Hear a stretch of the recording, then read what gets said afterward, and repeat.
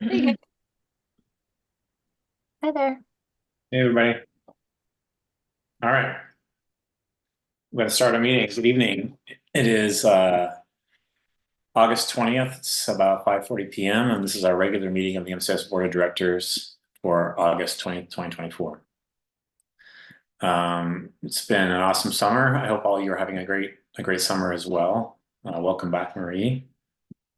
Um, we do have a couple of pre-submitted public comments for tonight that I'll read. And yeah, just a point of order, just to cover that one more time. We'll be starting at 5 o'clock from now on instead of 5:30. So it was my mistake on my agenda. But from here going forward, 5 o'clock will be our start time. After we all worked on that at our last meeting.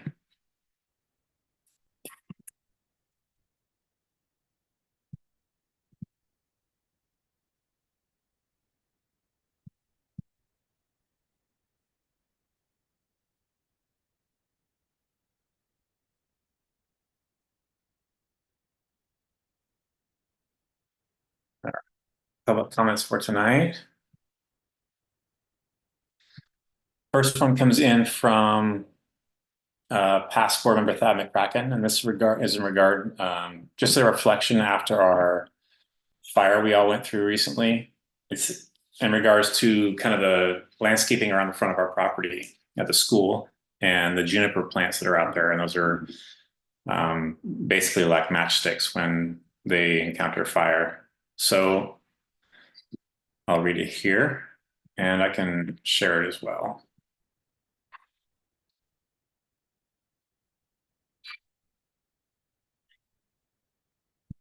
Can everyone see that? Okay, in light of the recent microwave fire, number 2, or 3 or 4, that have threatened our town and our school, I think it's safe to say that most of us cannot help but look at our landscape these days without wildfire in mind. Speaking for myself, I find myself most definitely looking at small things through a different lens.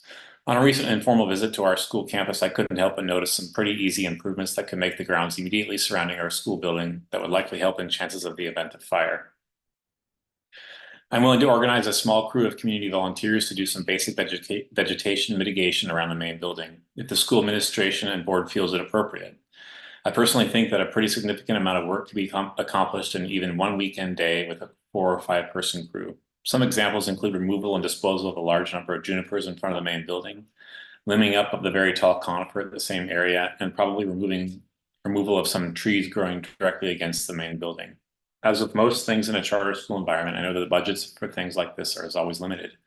If permissible, I think a lot could be accomplished with volunteer labor and equipment at a minimal to no cost to the school. And I know this is something that Michelle has on her agenda for the future. And I know Tiffany and the whole front end area there is being that's all in the plans as well. So I think it kind of dovetails into what we've already talked about and kind of some the plans for the school. A second public comment.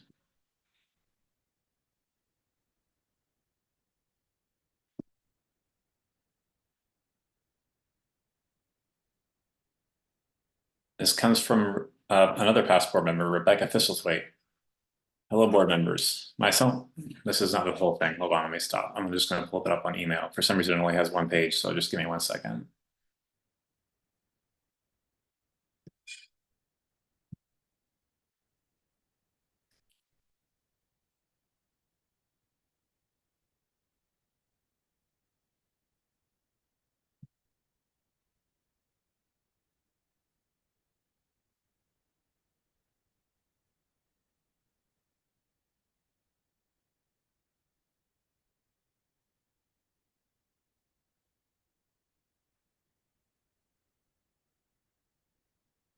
One moment. I'm sorry about the technical difficulty here.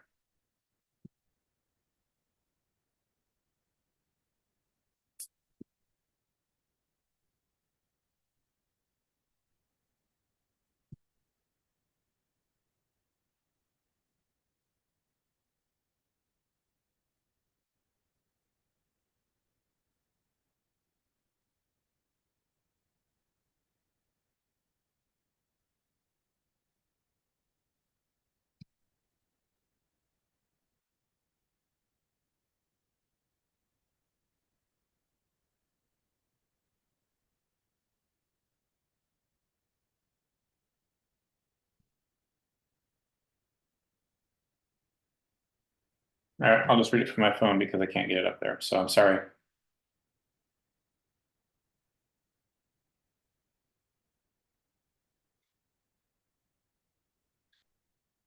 Hello, board members. My son will be going back to MCS this fall, and we are very excited. One of the reasons we chose to return was that when my older daughter Fiona attended MCS, there was a no cell phone rule. At least it seemed that way.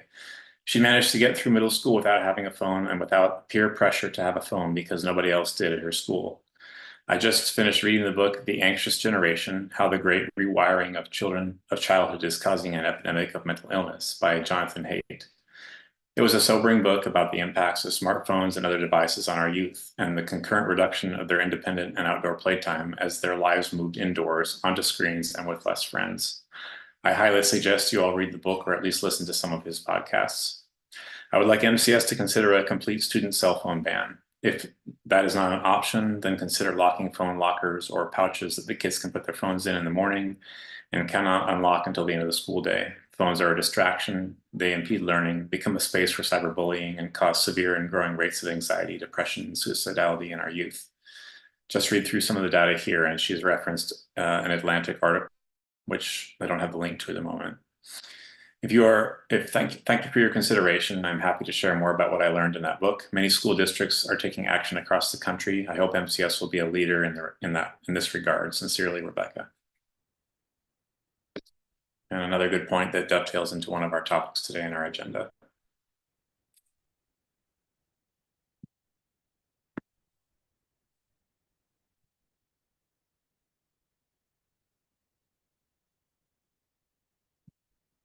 Okay.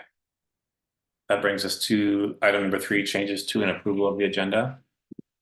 Does anyone have any changes proposed for this agenda today, besides the start time that we know is going to change for next time?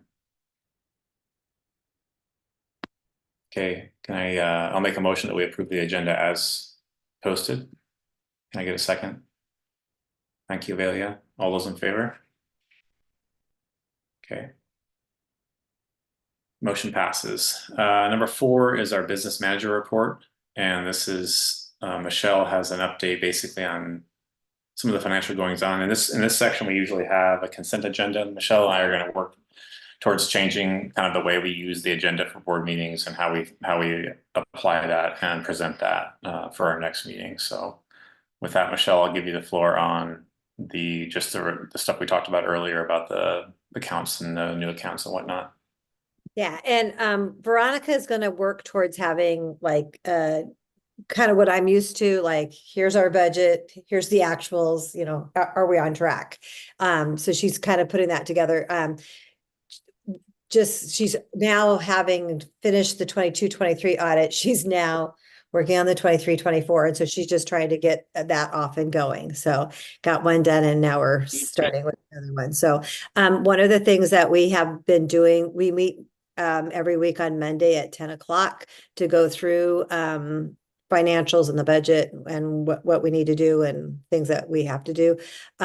One of the things that we have decided to do is add 2 more checking accounts to our and that would just because we need to be in compliance for nutritional services, that needs to have a separate banking account to keep the funds in. And then we're also using an existing account, an Explorer's account, to put donations in so that we can kind of keep track of the donations as they come in and earmark those so that they're not mixing with the general fund and then get kind of squished together there. And then the next thing is we have to have a separate account for the group HRA for the new health insurance plan that we're doing. So all of the there's a formula that they have to get us, and so every month we have to transfer money in, and then that's how money will be transferred out. So those will be all checking accounts. We were going to do savings accounts, but when you take a lot of transactions out of that, you get charged for those. So we went with the checking account for all of those. Right now we're currently doing well on the budget. So that's about it. And then as just a quick update on ESSER, we're close to closing that out, September 30th. Is that the correct date? Yeah, September 30th. And we were able to do the let's see, no, what was it? The electrical, it was like $180,000. So we thought we had some extra money to spend for ESSER, but then once we were able to claim that money, we realized that because they did use prevailing wage, she was able to get the document and send that in. And she has this last week, she did submit for, I think, let's see, 180, 60, probably about $280,000 she submitted to get reimbursed for that because ESSER, you have to spend the money and then you get the money back. And that was for the the preschool teacher and for the Perkins, that I think that was for the electrical upgrade. And then also for the security guard that we had last year, which was $50,000. So and then we still have about another 100,000 to submit, but the fence will take up a lot of that. And then we have some curriculum that we're going to take up. So we're going to spend every last cent of that. So, and a little. That's what I wanted to hear. It's good that we made use of that and didn't lose it, and those funds come through. Yep. So awesome. Thank you. Any questions for Michelle before we move on to item number 5? Okay, 5 is treasurer's report.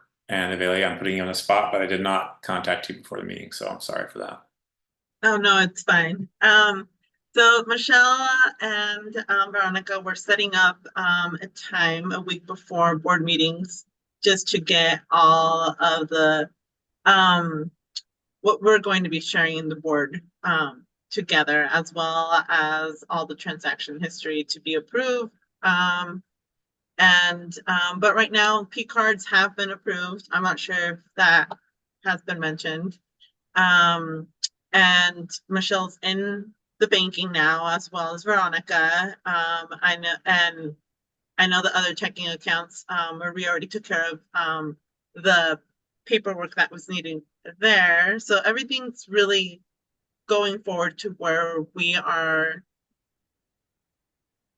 where we're going to know what our budgets are very clearly, and also very clear communication to be shared with you guys and with who needs to know where the money is coming from and how it's being spent, where it's being allocated, and who for the teachers can also have access to funds that are needed just for supplies and other stuff. Yeah. Can I add something? I forgot to say this, that we finally got access to the Stripe account, the Stripe account, where $10,000 was just sitting there for the last couple of years. So we have access to it. That money has been transferred, and that will be transferred into the I don't know, we have to kind of label that, whatever, the Made for Mosier account, the donation account. So that $10,000 went directly into there. We're working on the Square account. The Square account. I have, we have access to it. I have one more, we're just trying to get people that no longer work there off of those accounts. And we have one last person to get off of there. And then we'll be able to use that for online payment for preschool, selling t-shirts, and it will be very, very easy to do. So. Yeah. Right. And the LGIP accounts are also in transit. We're getting there. Long story short, the bank ended up misplacing our paperwork, and so we had to resubmit. Yeah. It's not the best to hear, but at least the bank was able to clarify that that was on them, and so they ended up requesting additional paperwork from us that has been taken care of. Veronica has been able to get that done, and then also Veronica's still battling with the American Express card and trying to cancel that. Okay. Thank you, Avelia. Any questions for Avelia or Michelle about those topics? We did get the P cards. So, and so those are being used. We're going to see how they work out for us, but yeah, we have them. And we're modeling that after the same kind of process you used over at your last school or similar.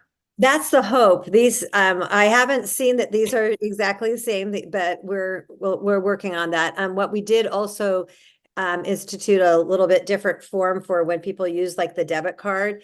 I created a Google form, so people will put in who they are, what they're using it for, and you can actually upload the receipts to the Google form. And so we're trying to eliminate as much paperwork as possible because that makes Veronica's job a lot easier. And it also, that holds us a lot more accountable.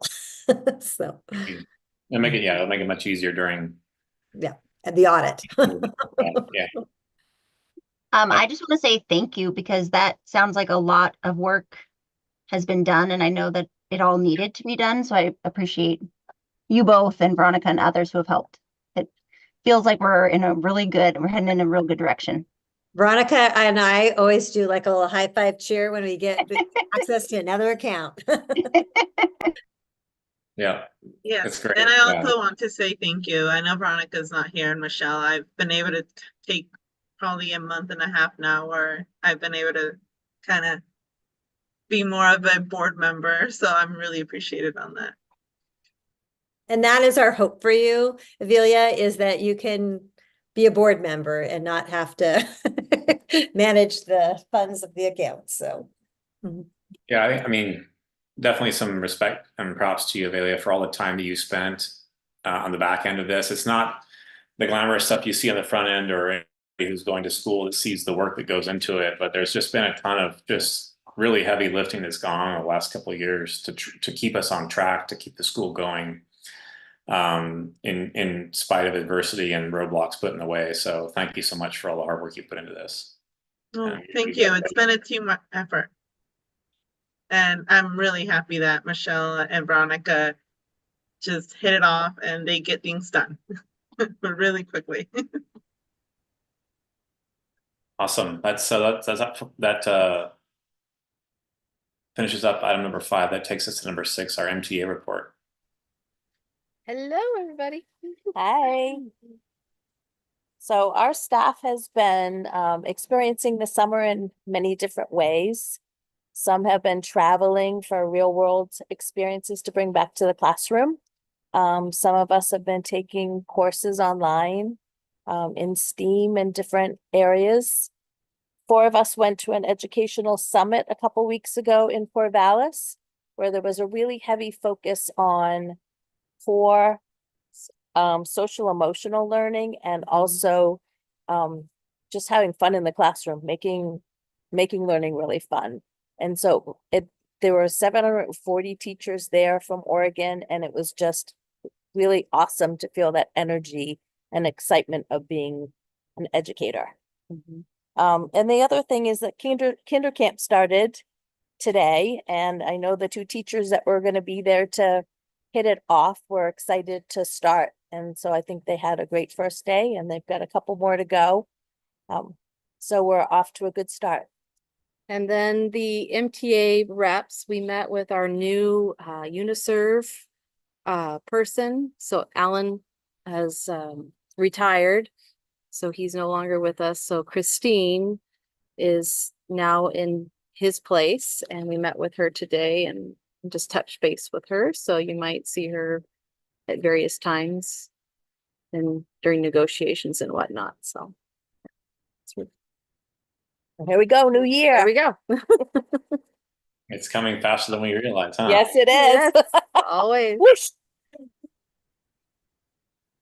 Excellent. Well, I'm glad everyone's enjoying summer. Go ahead, Avelia. I would just like to add to all the teachers, my kids have at least, they have a calendar, they marking down the days because they're really excited for school to start. Oh, that's so good to hear. I love that. Yeah. So- They are really looking forward to seeing their friends. Yeah. Yeah, so I mean, kudos to all the teachers because it means, as a parent, it means the world for my children to be counting to be back at school. Right, Yeah. to be excited Yeah. and looking forward to it. Yeah. Well, that's nice to hear. Thank you, Velia. Excited to see them.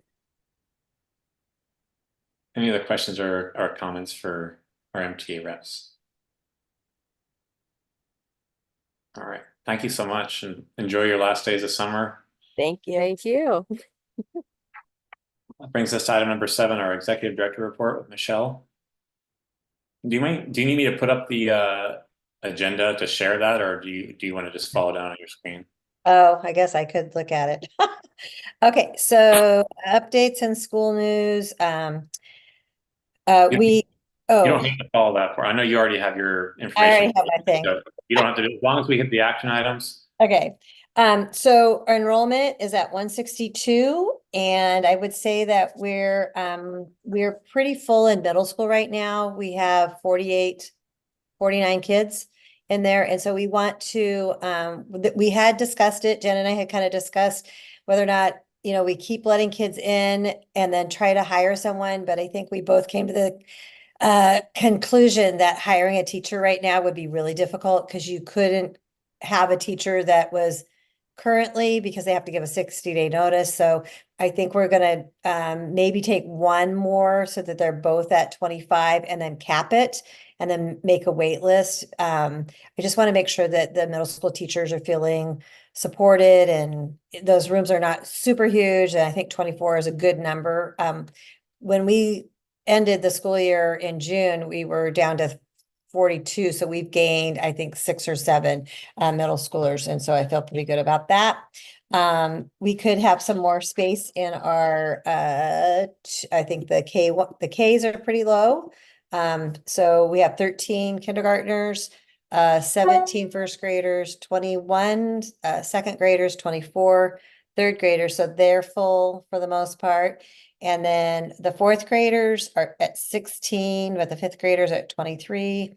And the sixth is 14, 17 for seventh and 17, oh, I'm sorry, 18 for seventh and 17 for eighth grade. So we feel pretty good. I told Daphne that I had a goal of 160 and we're there. And we just had, and I'm sure there's going to be still some comings and goings. That kind of always happens we won't really know till the first week of school, where we're going to land. But, if we're at 160, 165, that would be really good. Our pre-K is very slow, but we're at 4 that are all signed up with 2 more coming in to look at it. Veronica and I kind of talked about what was our, funding, what funded it level, and it's 5. And so if we can kind of get around the 5 kids, we'll be good. Becca and I met with somebody from the early literacy. We're going to apply for the preschool promise in December because they'll have another round of it. And if we can get that, it's 2,000. You have to actually you designate that you have 5 spots. They help you fill those 5 spots. It's $2,000 per kid each month for the first year, and then it goes down to $1,000 after that. So we're definitely going to go for that one and get that. And then she has another grant that she's looking at as well. That will get us into the facilities. Gizmo has all new flooring. It's all been painted. We're replacing 5 of those giant windows. Those will be in tomorrow and they'll be installed on Thursday and Friday. So that will be just energy efficient wise. Will be really great because I'm going to say like a couple of those windows are broken and it will be nice and they're not very functional either. So, and then Bailey, she go had a ahead. quick question. Go ahead. Sorry. I'm sorry, Michelle, just going back to the preschool. Sure. If preschool promise is going to be applied for, will the playground regulations as well as they won't be necessary? No, because we are you don't actually have to register as a school. They feel like if you're a public school, you're already doing all the things you need to do. So there's really, yeah, and she said the lady that we talked to, I'm trying to remember her name, was very like, yeah, she felt pretty comfortable so they've awarded all the grants for right now. And then what happens with a lot of things, I think this happened with summer school grant, is people that applied for it then say, oh, wait, never mind. And so then once that kind of shakes out, then in December, they'll know if they have some more money left to do that. And if we don't get it in December, then we'll apply in June and we'll definitely get it for next year. So she felt pretty confident that we would be getting some, and it's just us deciding like how many slots that we want to, because you do have to designate, 5 or whatever slots you want to do.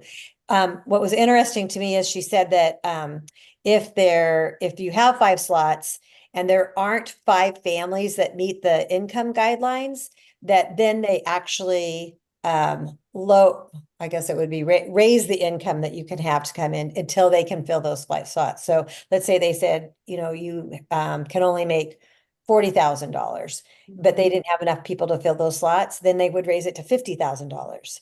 If they still don't have anybody, then they just keep raising it till they get the families in to fund those spots or to take those spots. So Okay, and do you know if they still follow the gold curriculum standards? Like, are they still needing all that paperwork from the teachers to be handled?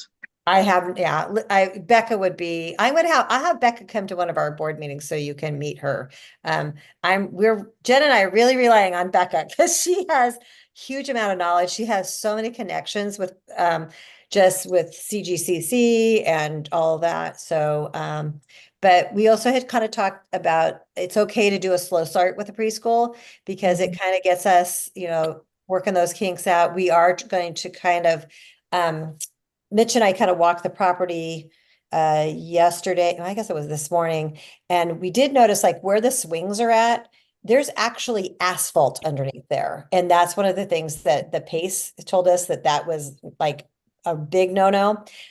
The good news is we're going to move all of the bark that's on that once we remove those old swings, and we're going to lean into it and have asphalt for them. And we'll put the fence around because it's very definite where it is. Like it's definitely a poured piece of asphalt in there. We'll make the fence around it. And instead of having like play structures, they'll have more exploratory things that they're doing and bikes and things like that. So they'll be okay having the asphalt there. So yeah, and it will be, and we will go ahead and fence that part for them too. So Yeah. Oh, okay. I was just curious, just because I know with gold, as it used to be, they require quite a bit of paperwork as well as the curriculum expense. yeah, And I'm gonna say there's I- gonna be a lot of paperwork. I was just going to say, let me correct myself. Gold is a lot of paperwork. Yeah. And I think that's something that maybe we should consider. Just in the past, formerly coming out of that world, I think some of the preschool, at least for myself, and I know other educators, once that paperwork is embedded on yourself, that preschool love kind of starts vanishing quite quickly and burnout starts happening. Yeah. I think I don't know enough about the preschool promise. I think that they've kind of, as with a lot of things that ODE does, is they have all these high standards and then they realize it's not sustainable for people. And I think they're kind of adjusting and backing off a little bit on things. So she seemed very like confident that, that would be like, we are a perfect school for that. So we'll see. So, but I have to say, like, I think it is even I'm going to tell you, $850 is very cheap for a month. And we also offer $500 for 3 days a week, full days. You have to offer for preschool promise. You have to offer full days. You can't do half days. And there's still families out there that's a stretch for sure. So, in addition, okay, so Gizmo, the gate, the gate that you come into, was not working. It is, as of today, now working. So when we have, students on site, that those gates will both be shut and locked, and to get in, but Daphne will have to buzz you in. We did going to Thad and I actually had a really good conversation, and we had brought in an arborist to look at taking out those junipers. His bid was somewhere between $1,600 and $2,000. But he said, and he would chip all the stuff up and be done with it. The issue that he said is it will take him a full day, maybe a little bit longer. He's just a little concerned about what he's going to find in underneath there, because he could see a couple of like he must have had a fence there at some point. I don't know. He was a little worried about what he would find in there, but he was willing to do it. He was going to give us a bid on there's a locust tree that is very close to the school, and he was going to trim that up. There's a lot of Mitch tried to do the locust tree. If you have a locust tree on your property, you know that it is horrible on your saw blade. And so it's like cutting into concrete. And then he was going to limb up the spruce tree for us. Mitch did point out some, I guess on the Gizmo, west side of the Gizmo, I didn't realize this, but there's probably some more trees that we need to actually just take out because one of them keeps getting underneath in Gizmo, keeps getting underneath the foundation. Another locust tree. So, anyway, so and I know there was talk of the garden, like Thad said, getting everybody together. So, I mean, that would be wonderful. It just seems like, I mean, I love volunteers, but sometimes getting volunteers to actually kind of get in there and get that done, we just have to kind of decide, you have to decide as a board, do you want it done now, or do you want to like wait till the volunteers do it? So, and I don't mind talking to Thad a little bit more about like, when does he think that this could happen? Because I totally agree that, and the arborist said the same thing. That is, if we have anything that we're worried about, those junipers are the most to be worried about for fire. He said everything else he didn't really worry about around us. So, Yeah. The middle school area. So we had a Tiger Den meeting last Thursday, right?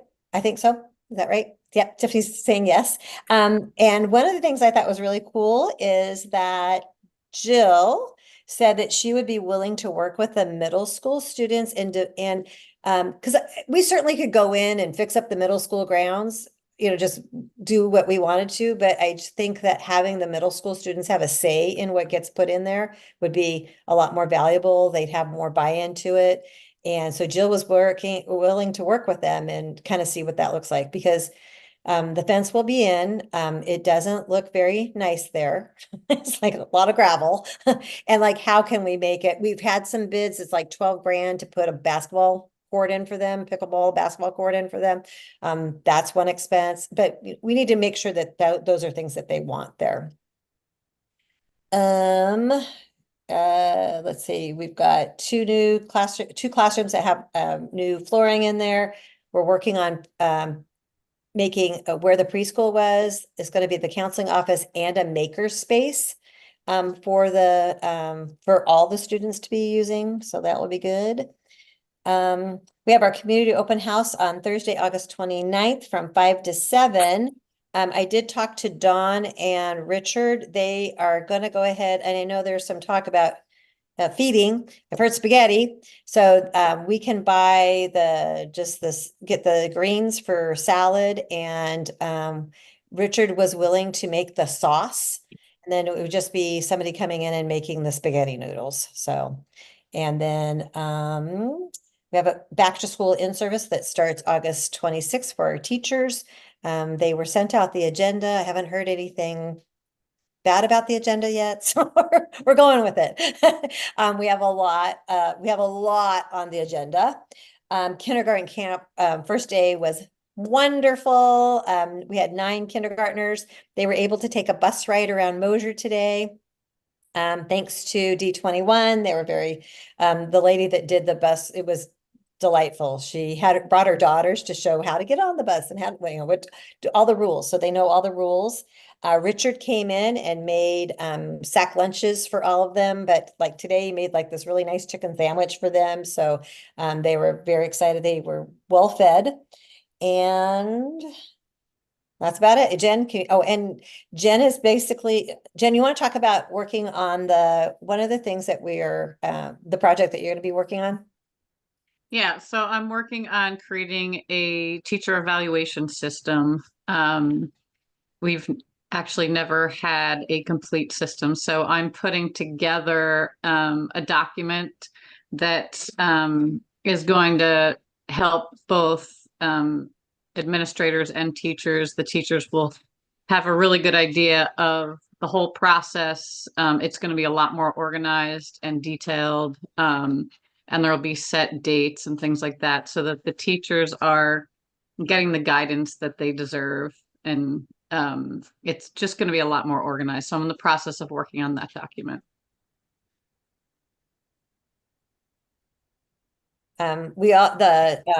student handbook was updated. It's being translated right now. It was really hard to find somebody to translate a big document like that. We reached out to this ESD and the migrant ed, and he actually had an employee that works for them that actually is a parent of one of our three of our students, right? And so she is in the middle of translating the document for us, and then that will go on the website. And the staff handbook, we also redid, but we're going to go through that with staff. And so if we need to make some changes, so that is still kind of a draft version, but if we need to make changes, we're hoping the staff gives back feedback for that. So, and that's it. Okay, we have, unless there's some questions, we have 2 action items in there. The equipment, using the building fund purchases, so oven, kitchen type equipment, and then also the staffing, just approval of staffing hires. So I want to just briefly talk to you about the oven. We have a double of like an oven and an oven below. The top oven doesn't currently work. And because of the no charge for breakfast and lunch, they have an increase in students getting breakfast and lunch. And so in order to make it a little bit more efficient, that would be lovely. We also want ordering a salad bar so that it would be a 6-foot long salad bar. It would have 3 kids at a time can be getting that. So that's going to make that process. I've heard from several people that it takes a while to get through the cafeteria and less time eating. And so hopefully so they would get, there's, a choice of a salad bar, some fruits and vegetables, grab the entree and then go in the cafeteria and eat. And so we're hoping, and then, there's a steam tray. Dawn's telling me all these things that we need, a steam table, because the one that we currently have doesn't actually work. I guess the oven's fairly old, and we are hoping that Dawn and I applied for a lot of grants for all, like over $15,000 worth of grants. But we're just waiting to hear back, but we can't wait any longer to purchase those. So the hope is we purchase those and then they actually we do get some money back from that, from ODE for that. Okay. Do And we then have a document or a dollar amount that we can go off of for approval, or? 10,900. And that is for a salad bar. So the salad bar, the steam table, and the oven, which we got a scratch and dent one. So, which it knocked a couple $1,000s off of it. And then also a ice machine. Oh, not an ice machine, sorry, we didn't do the ice machine. If we get the grant, we'll do that. A milk cooler, because currently they do not have a milk cooler, which I talked to Richard about too. It's really hard to keep the milk cold in the refrigerator when they're opening it all the time. So a milk cooler locks, it's accessible to the kids. It's just easier to get the kids through there. So it was $10,928, I think, something like that. Okay. On that action item, anybody have any questions for Michelle? Okay, so go ahead. A question, just as a volunteer for lunch service, and now board member, I can say they do need these things. Yeah, we've seen that too with just various events we do there. That's the choke point there, the slow point where, all that stuff happens. And the kitchen, that oven has been on it's been repaired a number of times and it's very, very old.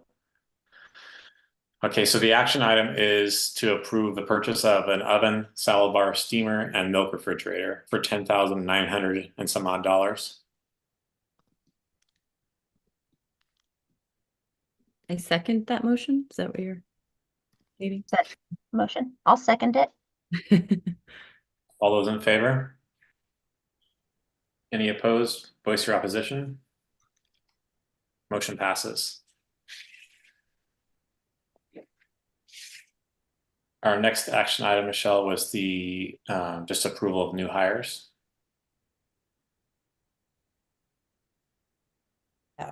Music teacher and a Brittany is coming from Northwesco, and every person I run into are like, I can't believe you got Brittany. They're very excited for us to have Brittany. So good hire. She'll be a educational assistant, and she actually really enjoys working with the middle school. So I'm super excited about that.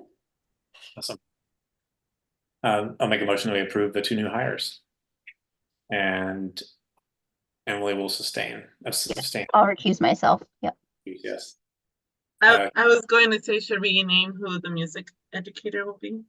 Music educator is Nathan Strands as well. So that's awesome. We're excited to have a music educator in the school. I think it'll be great for the kids. You know, I'm really excited for this year. It seems like we're adding a lot more depth to what we do at the school, and it's exciting. So thank you for pursuing that, Michelle. So the motion is to approve the hiring of Nathan Strands and Brittany Fisher.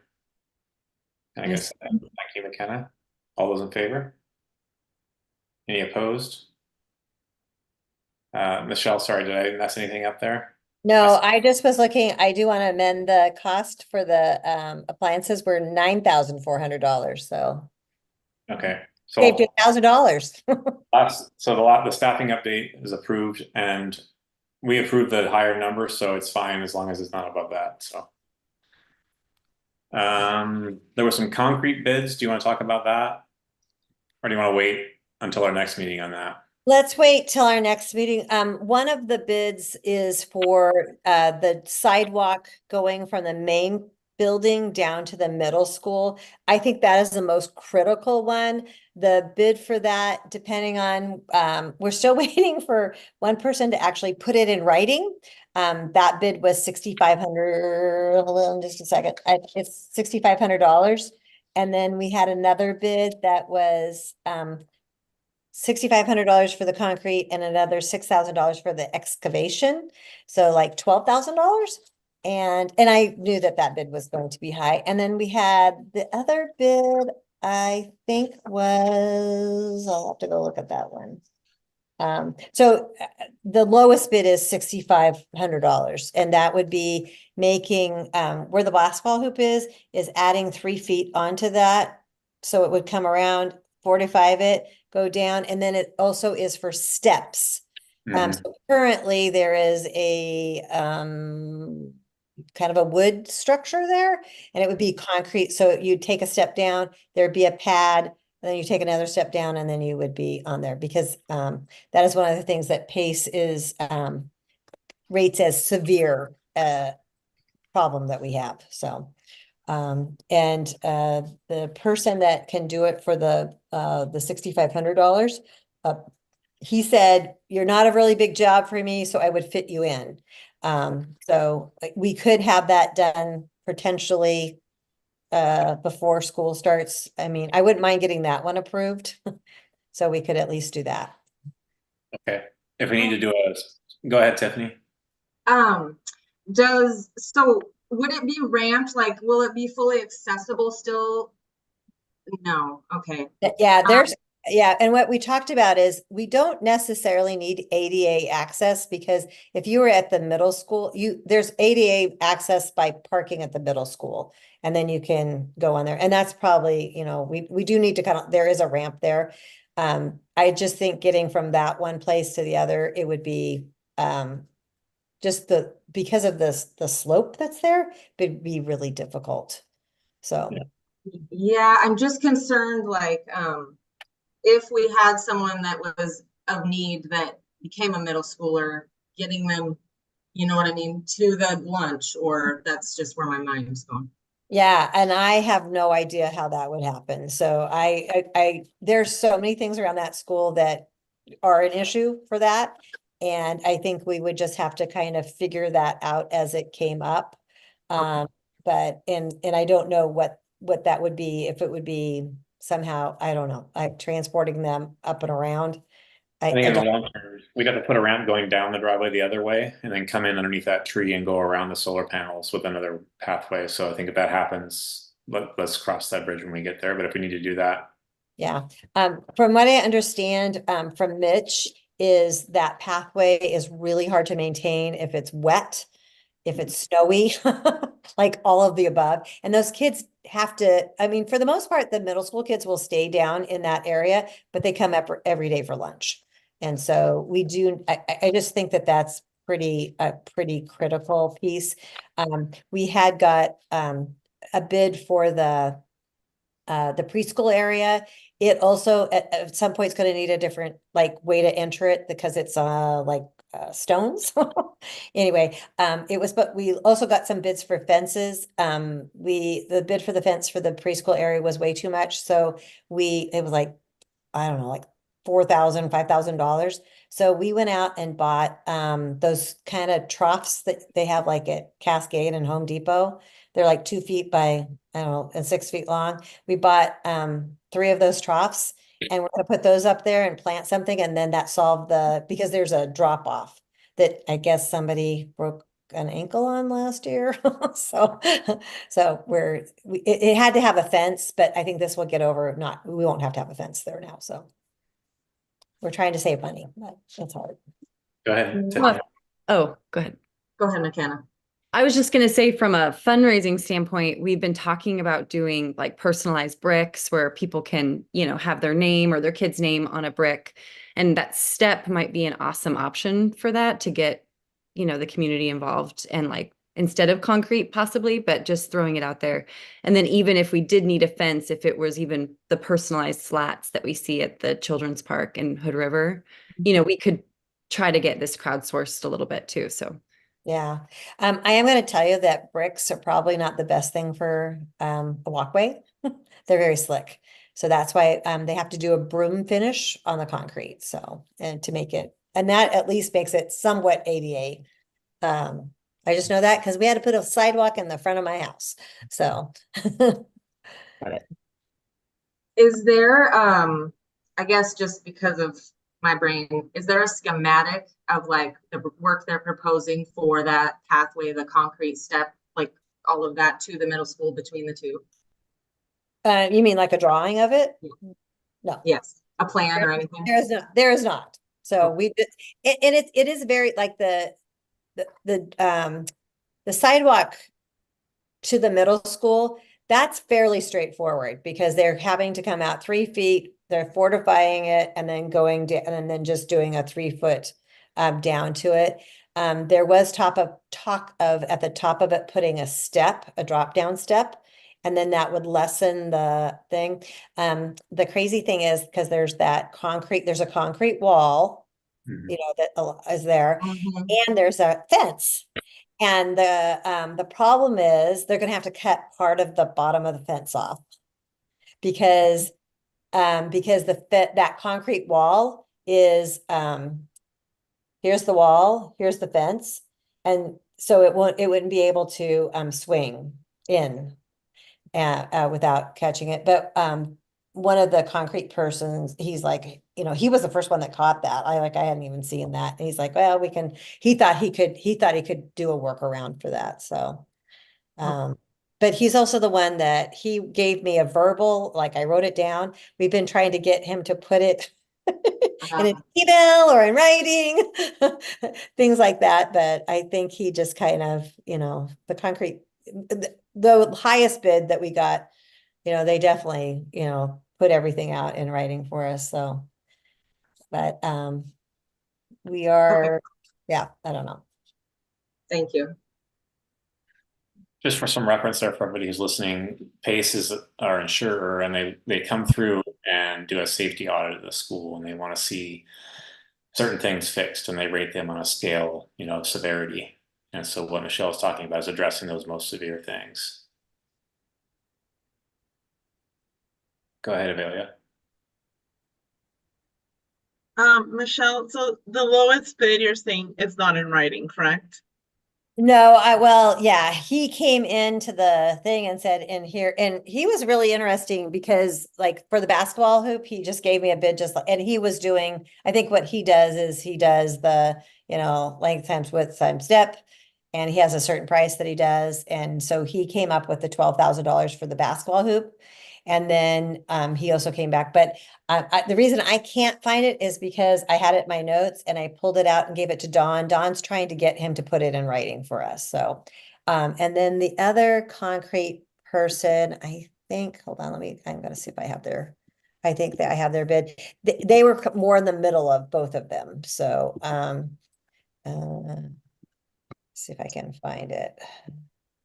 And I think they were, oh, hold on, maybe. Well, I don't have it on.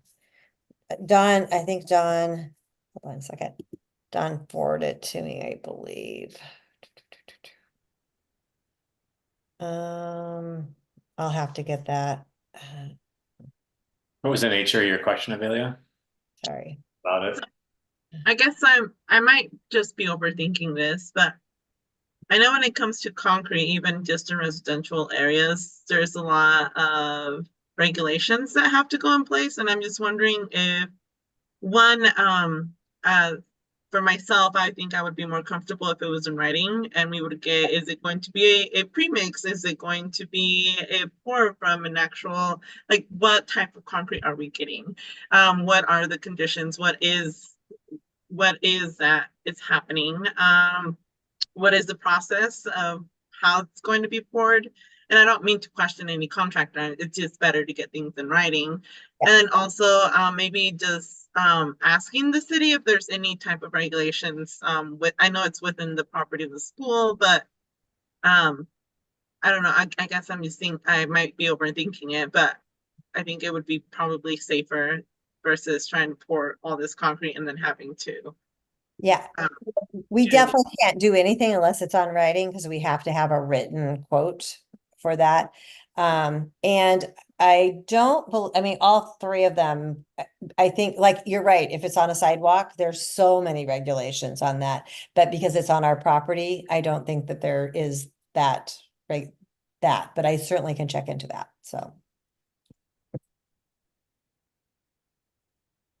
The other thing that we have going for us is John's husband works for Hood River Sand and Gravel. And so he was the one who gave us 3 people to reach out to. So, so he kind of knows a lot of the people, so.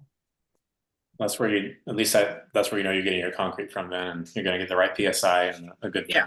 Yeah, it was, they all do business through there, which there's not a lot of different places to get concrete in that close, so.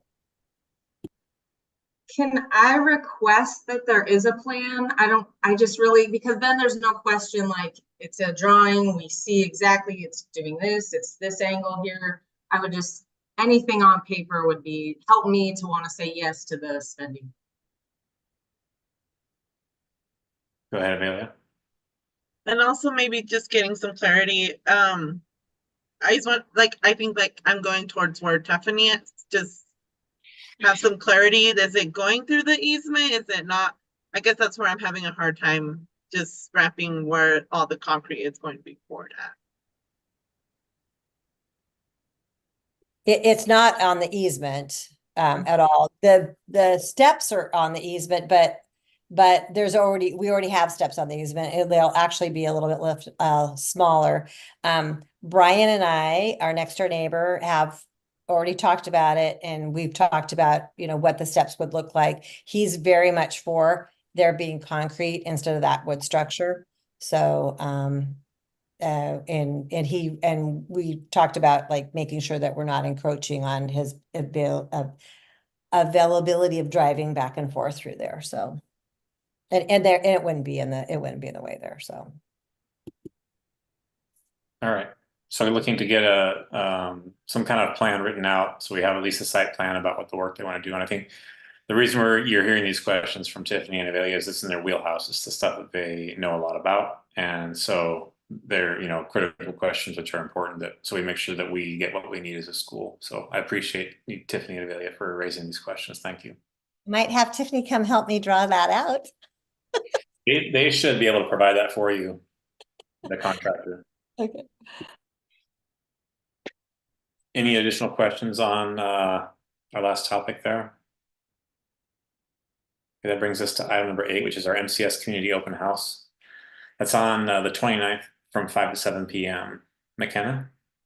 Yeah, so we're going to have a Tiger's Den presence there. We're going to have a volunteer sign up with some current volunteers and board members. And we're going to also be selling the new t-shirts that were designed and printed. They look great. And so, yeah, we'll have that. We're also hoping for volunteers to help serve the food and do the pasta as she mentioned. So I sent out a volunteer list to the Tiger's Den and to the board, and then we'll also send it out via text message and email probably tomorrow for everyone to sign up.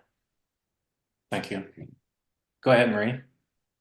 Yeah, I can, I'm happy to help come in to make the pasta. Take Thank care of that. And I'll just be in the kitchen and help, clean up and all that. So count me in. Great. Thanks for organizing. So previously at our the den meeting last week, I had said maybe we could do some pizza, but it sounds like, and we can, Jordan said he would, but it sounds like we're probably fine with just spaghetti. Or what do you guys, what do you think? Maybe like breadsticks or something would be cool. Is the sauce gonna have meat in it? If the sauce has meat, maybe some veggie pizza. I don't know, it's just. Or if there's no meat, then it's fine, I think, to have no pizza. With them, I think Dawn did order some meat for it, but we could ask Richard to make a meat sauce and a non-meat sauce in there. But yeah, like we had talked about bread, of some sort. I don't know if breadsticks, that would be great if they could do something like that. So we're not. We don't normally, so I don't want to put that on my chef's plate, like to do something special, you know what I mean? Like that. But I'd be happy to get bread for it or whatever. Rolls, whatever we think.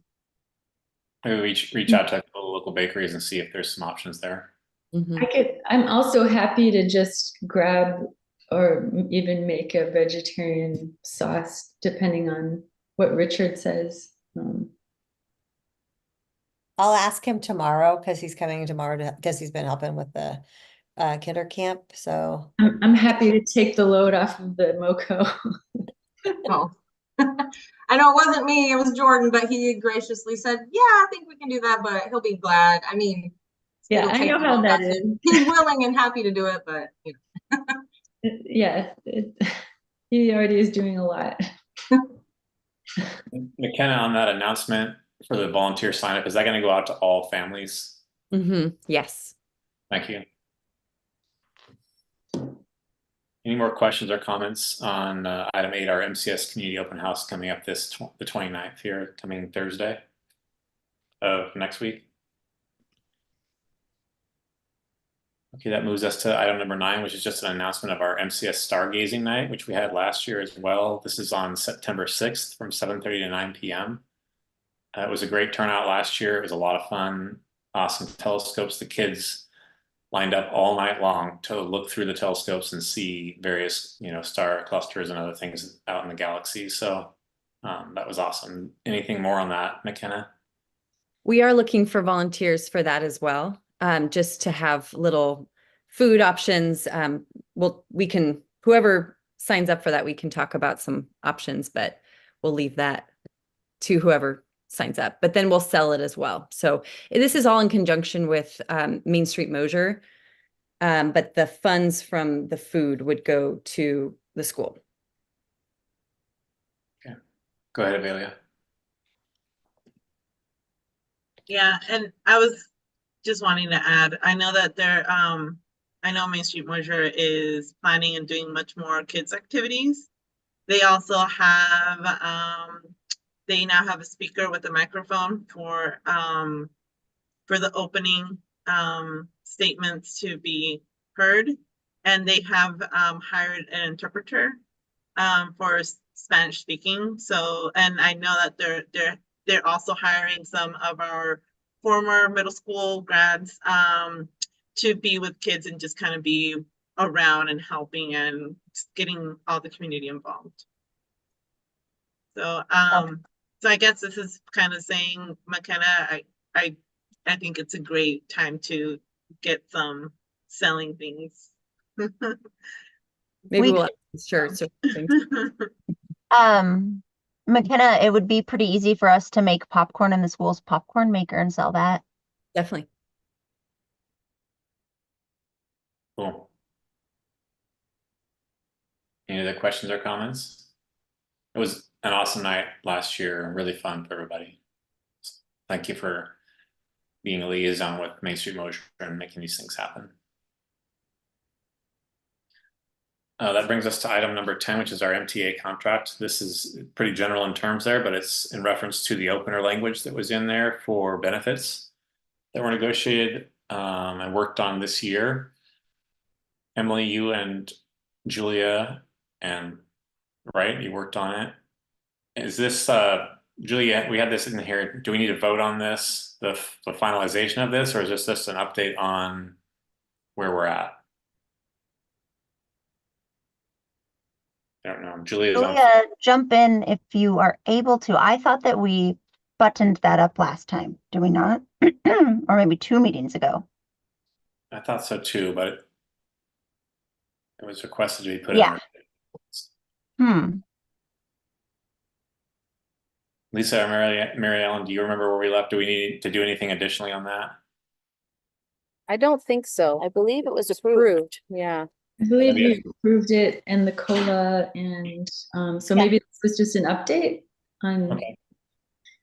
On where we fell with the benefits? Can you all hear me? Yes. My recollection is that we had some language we had to update to the contract that got circulated before the last board meeting, which was canceled because of the power outage. So we just need to approve. Everyone should have that in their inboxes and have received it over a month ago, the changed language to the contract. But I don't think we, correct me if I'm wrong, Marie, with the minutes, have approved the changes to the contract.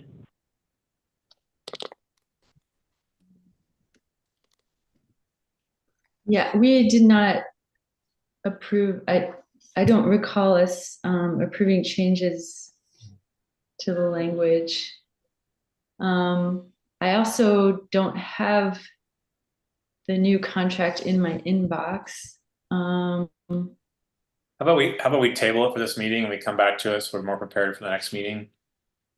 And then we can Dan, make I sure. think it's actually, sorry, ahead. I think it's time sensitive. Emily, Okay. correct me if I'm wrong, but I think this is time sensitive, and there are minor changes that were circulated to everybody and should have been in the board packet for the July meeting, which got canceled. But maybe we could just look and see if I'm not at my computer. I will be shortly. See if somebody can find that. I'm and put it up. looking. I'm looking. Yeah, let's see. I sent an email on July 10th asking for an action item on the July 23rd agenda to approve the revised language in Article 8 and 9 for the MTA contract. Can you And that share? was just Dan, let's see. Maybe can we go to the next agenda item and I'll dig really quick and see what I can find? Certainly. Thank you. Mhm. Item number 11 is staff and student handbooks.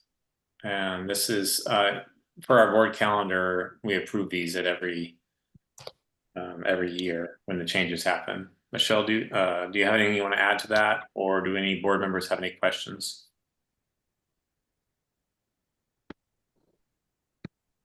Yeah, so the student handbook has already gone to North Wasco, so we did kind of update it and try to use North Wasco.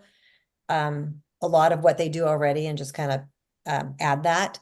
And then the staff handbook is also, we've just added a lot of items for the business end of it.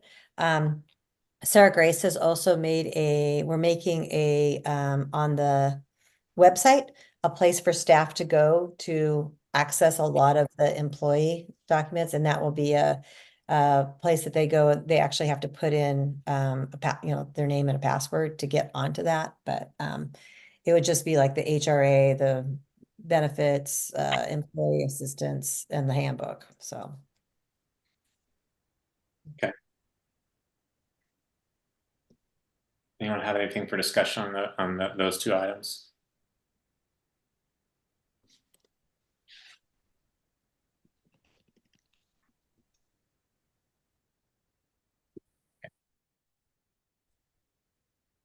Well, we'll make a motion then that we approve the revisions to the student and staff handbooks and the updates so they more align with Wasco County D21s. Can I get a second?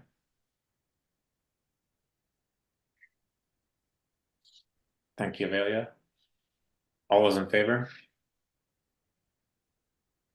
Any opposed, please voice your opposition. Okay, motion passes. That brings us to item number 12, which is security guard. We put this in just as an update for all those listening, kind of where we're at, where we ended up on that topic. And with that, Michelle, I'll turn it over to you.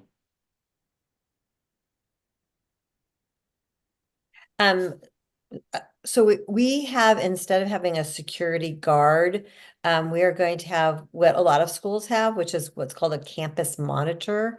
And so that campus monitor will be in charge of kind of, they'll have other things that they're doing, but they'll also be in charge of kind of regularly going around the perimeter, going down to the middle school, just checking different areas of the campus to make sure they're safe. If they notice anything like out of place or a car parked, normally it's like a car parked for a long period of time really close to the school, they would notify either Jen or I, and then we would kind of investigate that a little bit further.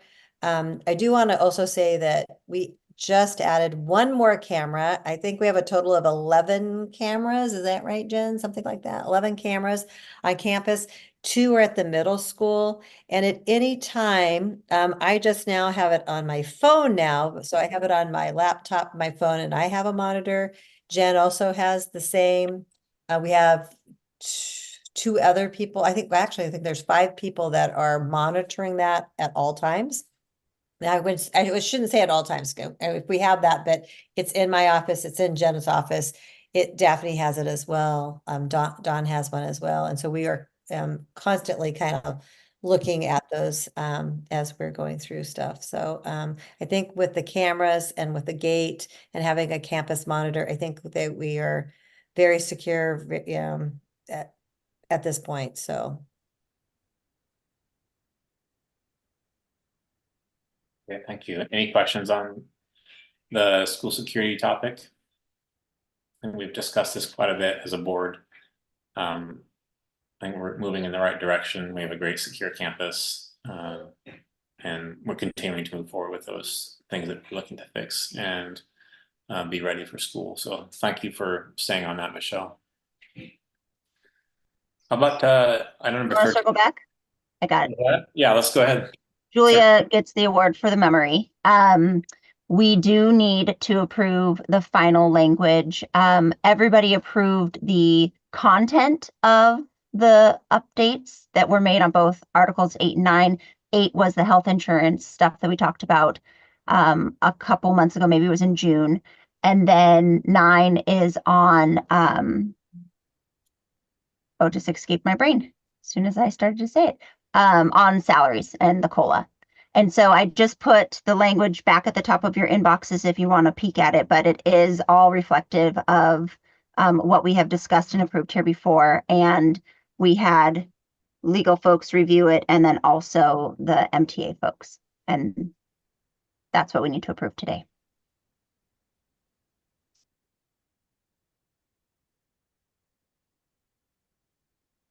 Okay, so just for reference, it was Article 8 we had in there and Article 9. Those are the 2 in that email that. And do we know what the changes were that we're approving over what they were originally sent out as? And I know I'm putting it on the spot. Yeah, let me. So one was that, oh gosh, okay.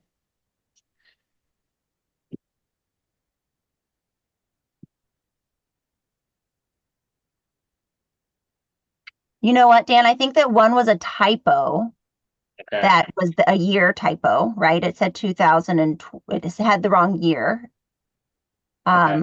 And I think the other one, I don't know that there were edits made on the other one. I think it's just the final language. Okay. Board members, Article 8 and 9. Do you have any questions on either of those? 8's health benefits, 9 is the salaries. and it's the adjusted salaries. And this time Michelle has put at the top of the schedule kind of the changes from year to year, so we can track that more easily.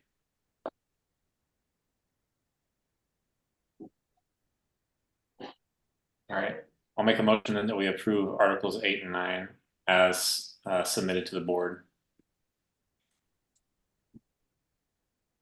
Thank you, Amelia, for the second.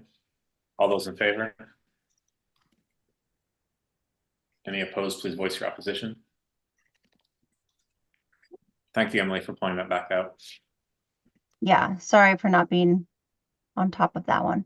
No, I mean, there's a lot going on.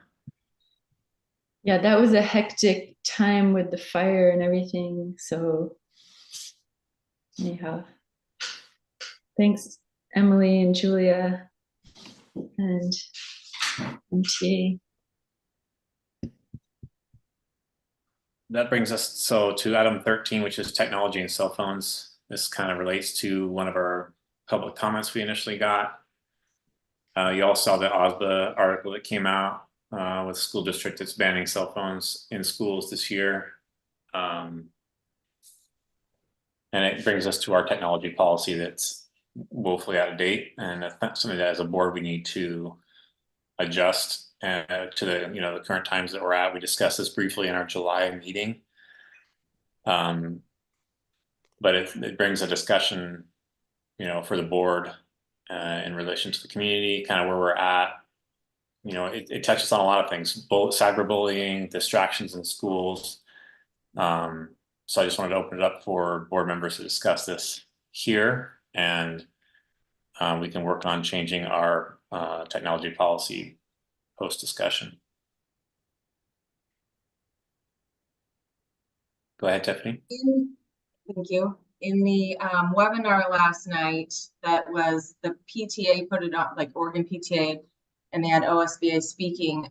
They did let us know that coming up in the 2025 legislative session, it is looking like the legislature will do a full ban on cell phones statewide, just FYI, but that's then. So I'm for a full ban now. But it is looking, just so you guys know, that information was shared last night, that the state will go that way, or it's looking like they will. Michelle is an administrator. Sorry, 1 second. Michelle is an administrator. Can you speak to the logistics of what we're talking about? Right. And I mean, I would love to, I've been trying to, there's so many school districts that are doing the ban.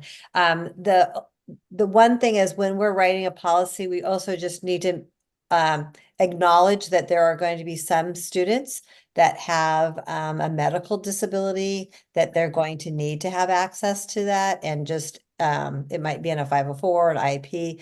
But I think that we would look at each student, individually, but every anybody that comes in with a middle schooler to register their kids, I tell, we're gonna have and they're like, absolutely, like the parents are 100% for that. I think it would be nice to have a small committee to kind of work on what that looks like. Like I said, I've been trying to look at, I think it's just such a hot topic right now. And I haven't seen a lot of, everybody's saying that they're having these policies, but I haven't actually seen these policies like in writing and what that looks like. But if somebody would like to, a couple people want to work with me on that, that would be good. And we have something to present in September. I would really, it was kind of funny. The lady that had sent the, email I had just got this book in the mail. So, and which is it's called The Anxious Generation. It just does talk about the effects that not just cell phones, but social media has on our, on children. And, it's the social emotional cost is, just crazy. But, I think that if you talk to, there's a lot of school districts that have done the ban. They said the first couple of weeks is not pleasant.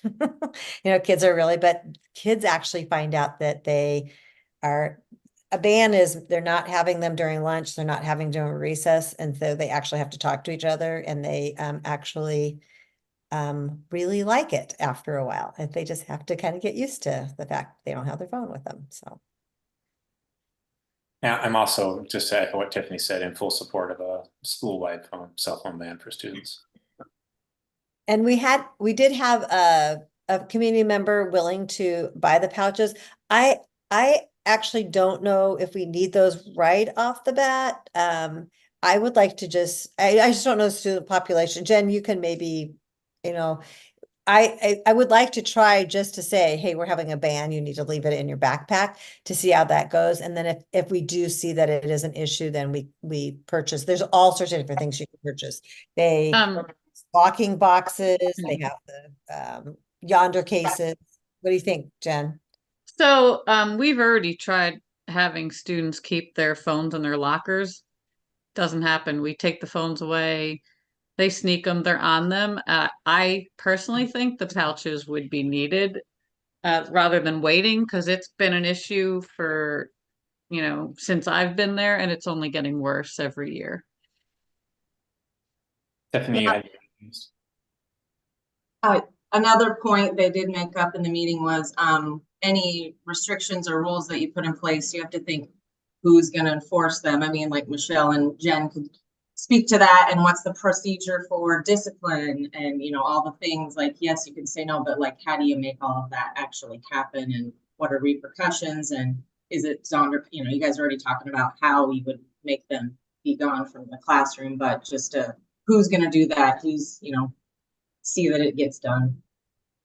Certainly. Emily, you've got your hand raised. Go ahead. Yeah, I was trying to remember, and Michelle, and Jen, you probably know this because you've been working on it, but in the student handbook, it already says that there's no phones allowed. And we beefed that up a lot. Okay. So it seems like very clear. We actually said, what happens the first time we actually ask them to put it away. Second time we take it away, it goes to the office until the end of the day, student can take it home. The next time parent has to come and have a conference. And then after that, again, at some point it is going to be really hard to, even with the cases, my understanding is kids will still hide that. Like it is a very hard thing until we can it's a cultural thing. Like we're going to have to get the school culture to kind of buy into that. So, and give them and maybe just educate them. And they're like, we're not doing it to be mean. We're doing that because we actually do care about them and we want them to focus on their learning and their, developing their social. Yeah. It seems like since we already have that level of policy in the handbook, then we can take action on buying the cases for the beginning of the school year while a subcommittee works on creating a really clear, enforceable policy. And just to kind of answer Tiffany's comment about who's going to enforce it, the best way to enforce a rule school-wide is not just administration, but teachers have to enforce it. They all have to be enforcing those policies. And if it's just Michelle and I doing it, and there's staff members who see it and aren't dealing with it, it's not going to be as successful. So it has to be sort of a whole team approach to it. Which I think includes us as parents at the school or as community members at the school. One of the things that they say is, and parents, just don't text your kids. Because it's amazing the amount of parents that text their kids during the day. Yeah, it's pretty amazing. I also think that the case, I certainly can reach out to the person that said that they would purchase some cases for us, and I'm sure they'd be happy to do that. So. And the other good news is we don't have high schoolers. The biggest problem is our middle school. So I just want to get a teacher's perspective from Lisa and Mary Ellen. If you want to weigh in on the cell phone, if you're seeing it in your grades, and how you feel the enforcement will be from a teacher's perspective.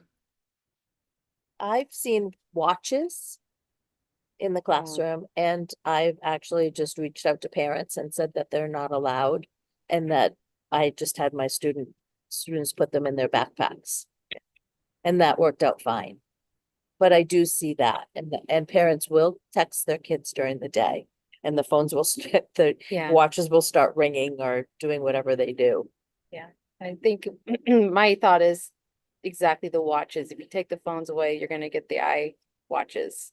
Mhm. So we need to have a policy on that Yeah. also, that they're considered phones. Yeah, so potentially, Michelle, that administrative committee that you have includes, at least somebody from the teaching staff, so they can speak to what they're seeing out there, and obviously, well, whoever all wants to be involved in that, but so that way we capture everything. Yeah, I think it's, we label it as more like a personal device policy because the cell phone is, the watches are. My understanding though, even when I was talking to people that have kids that are diabetic, that's my biggest concern is because they do definitely rely on this. But I had a mom tell me like there's a way that they can actually still get the alert and silence it so it doesn't have to disrupt. And so I think it's just kind of making sure that people feel comfortable, like parents feel comfortable that if they do have a medical, bona fide medical reason, that we will accommodate that. Because I got to listen to a couple of things at Hood River, and that was definitely a concern that parents had. So Certainly, yeah. It was mentioned in that article from OSBA as well. There are circumstances where it's needed. They have a Bluetooth, glucose monitor or some other health device that they need to be able to have access to. Okay.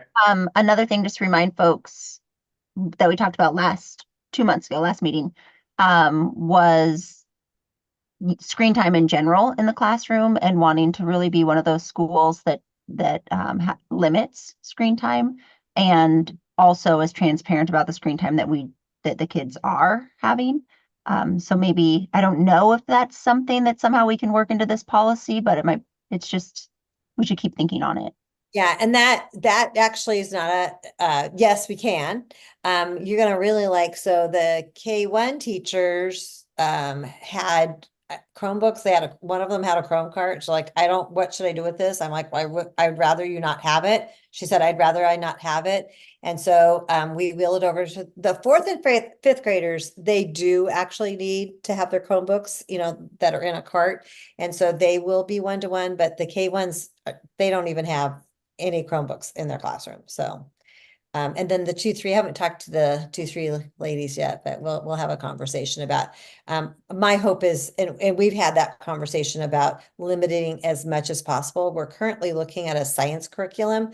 And I think that all of the teachers are like, yes, and we want hands-on science. We don't want to look at it on a screen. And so as we're looking through the curriculum, and I think that is a problem, is there's a lot of curriculum that has a lot of time for kids to be online. And so as we're doing that, we're being very mindful at what do the activities look like? Are they, the new thing was HOAs. Do they have hands-on activities?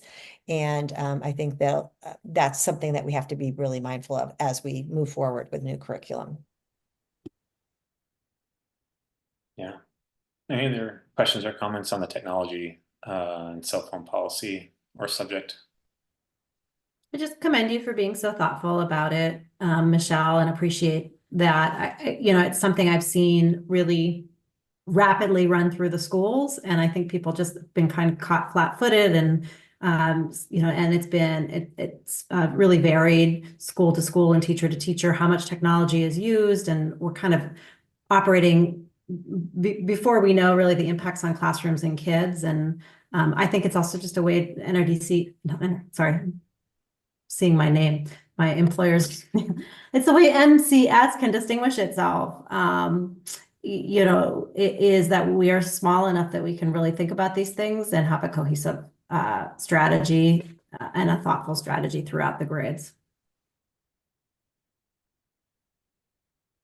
Yeah, I think it's telling when you see that the tech companies, they don't let their kids have cell phones, and they're the ones making all this stuff that we're absorbing and interacting with. So, it's thanks, Julia, for your point there. That brings us to item number 14, school start times and transportation. I know Michelle, you and was it Emily had a meeting with the district? Jen. Jen. Sorry, and then Julia and was that Julia and Emily or Julia and Marie? Julia and Marie. Okay, so there's 2 different meetings with the district transportation. I'd like to hear, Julia, what you found out from that, and then also bring it back around to, how as a school we would go about making any changes to what we currently do, and tie in Michelle on that process as well.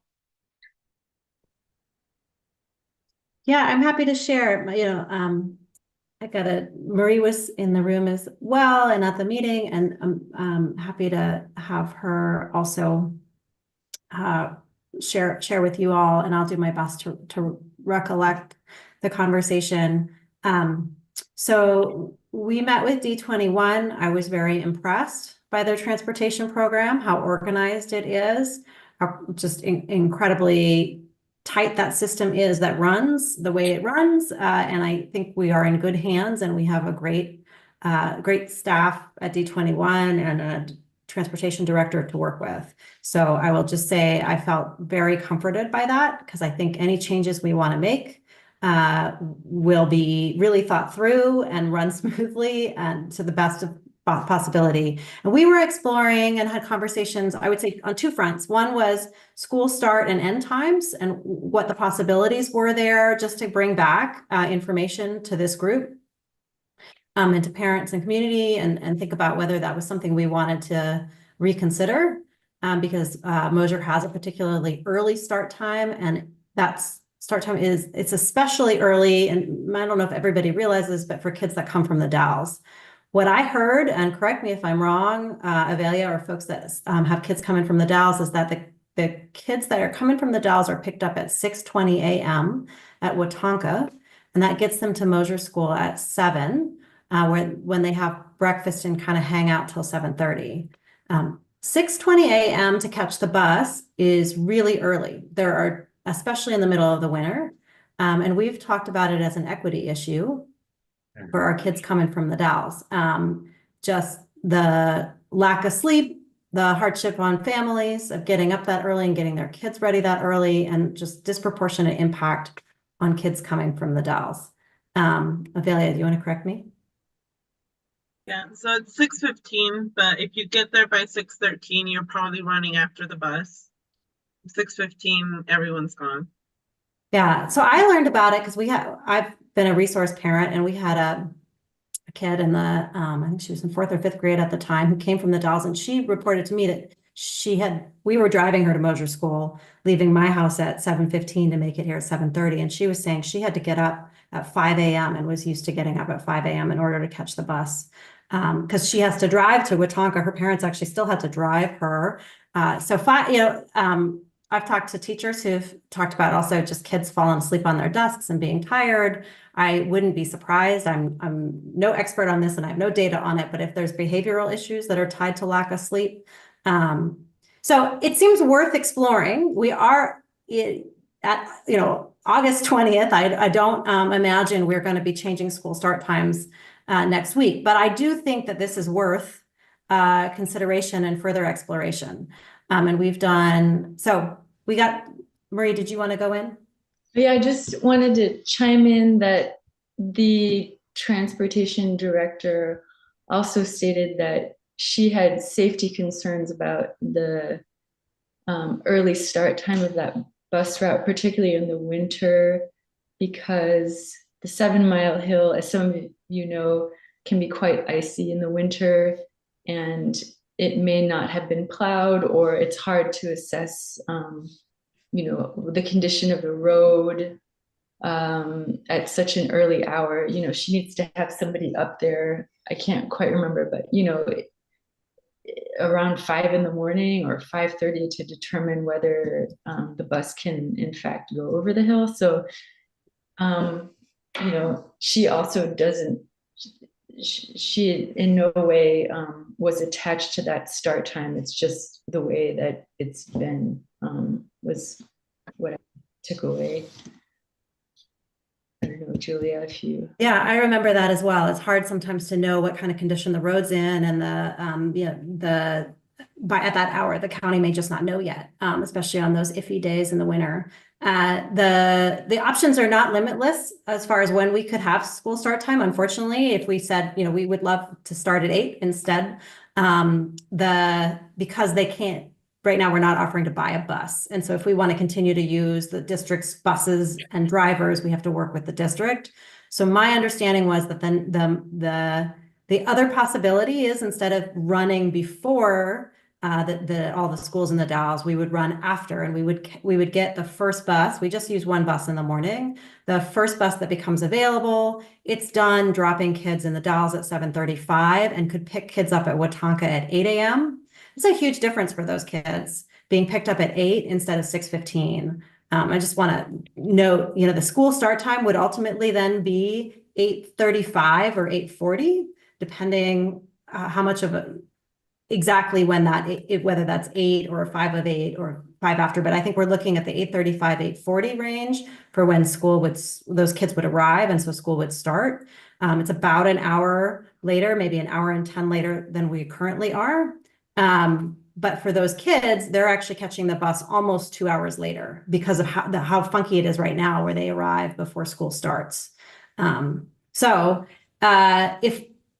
on the back end, we would have to pay for, I can't remember if we would be paying for a route. Right now, we don't pay anything for the bus, and we would have to pay in order, because we'd be adding a route. And I can't remember if it's the morning route we're adding or if the afternoon route we're adding. I think the afternoon route we wouldn't be adding, but the morning we'd be adding. Anyway, it's about $20 a day when you take the discount to change the time, and the math on that worked out to a little over 10 grand. Marie might remember the number precisely.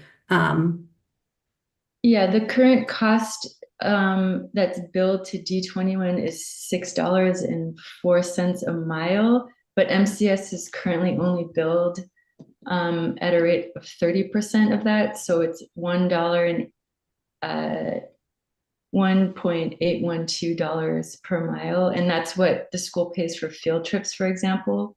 The school is not currently paying for any routes to and from school. So the additional route because it's a 36-mile route, so it would be 36 miles times the $1.80, which would be $65 a day, and at 190 days of school would put the range of around $12,394 a year. And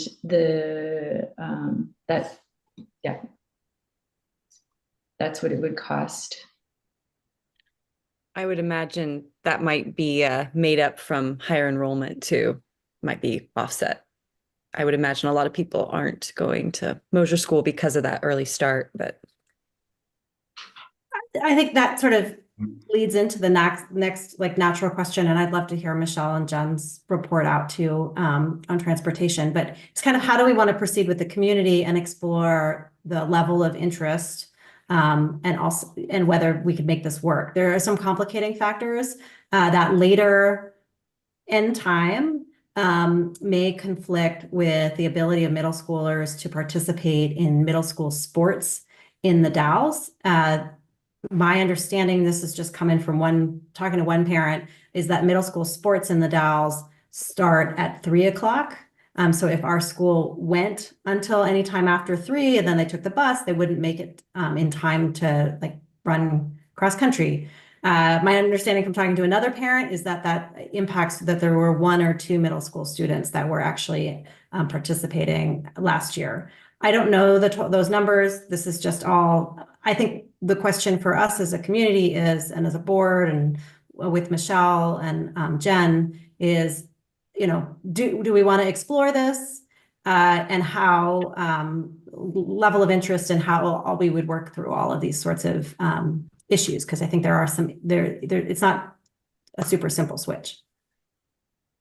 Okay, thank you, Julia Marie. We'll get to Avelia, then I'd like to go back to Michelle and hear more about that process, kind of her experience with timelines on these kinds of things, how this would work as far as, you know, implementing it, when we would, you know, go about to discuss and research and figure out how it would work with our schedule. So go ahead, Avelia. Yeah, I guess I'm just curious to know what teachers think about this and how they would, what they're actually seeing in the school right now, and the benefits, and then also the pros and cons of what they envision with a change like this. I know it's only an hour, but in school time it can be a difference, just because I know that, for example, I know at least for younger kids, after they eat lunch, so if they're having a later time, it might not, I don't know, there's just a lot of factors that go into play that I would like to first probably, parents and community are so important to hear from, but I think I would be first to hear from teachers and see where that kind of leads towards. And then also taking into mind, we're thankfully going to have a HVAC system coming in place, but currently right now I would be very, I don't know, I don't, I have the benefit to actually transport my children, and so I decide not to do the super early morning wake up times anymore. But I would also be very nervous, or I guess I would be questioning of what the temperature is going to be for my kids during summer when there's no HVAC system and it's already so hot at school.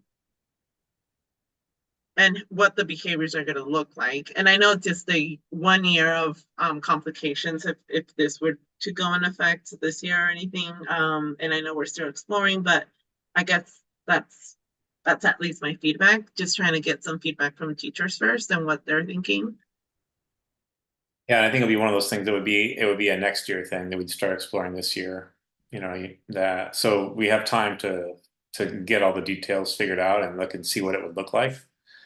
Jen, go ahead, and then after Jen, let's have Michelle speak on it. So if our first pickup was 8 a.m., right now the first pickup is 6:15. It's 45 minutes to get them to school. The kids wouldn't get to the school till 8:45. And the way breakfast is right now, we most likely wouldn't be able to start till like 9:15. So it would not be an hour difference. It would be more almost close to a 2-hour difference. If you think about the timing and the 45-minute bus ride and then the 30 minutes for breakfast and things like that.